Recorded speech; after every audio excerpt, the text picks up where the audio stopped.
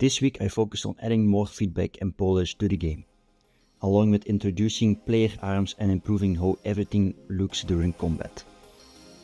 SCØUR is a fast-paced Biopunk FPS where everything is made out of flesh instead of metal. I'm going for the ultra-kill style combat and visuals mixed with the disturbing Biopunk world of Scorn. I started by creating FPS arms for the player. The idea is that the arms change depending on the weapon you're holding. So each weapon has its own look and feel from the player's perspective.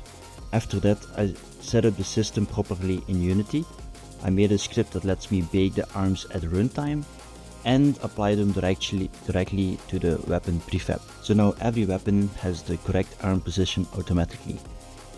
I also textured the arms to match the Biopunk style of the game. Then I moved on to decals to improve how impacts look in the game. I added different types of decals: bullet impacts, acid splashes, burn marks mostly for the flamethrower, and slime and puss spots. All decals use a shared texture atlas, and I just update the UVs based on the type of impact. I also refined how they behave.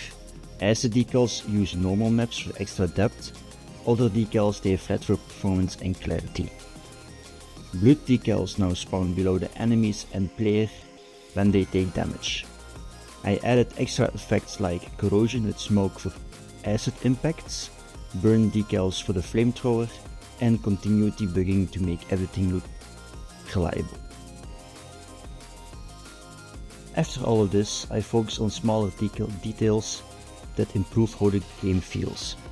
I added trails to liquid particles, so blood and pus feel thicker and more physical.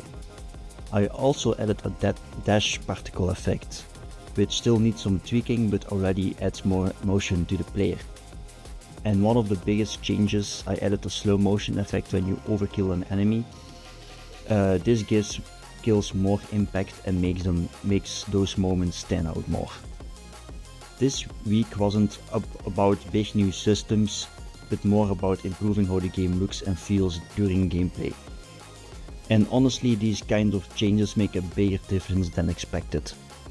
Next up, building the first level, adding new enemies, and improve player feedback like camera shake, vignette effects when low on health, debugging player movement, better wall jumping, sliding, and other things. As always, if you got ideas, feedback, or things you want to see in the game, drop them below or join the Discord for daily updates.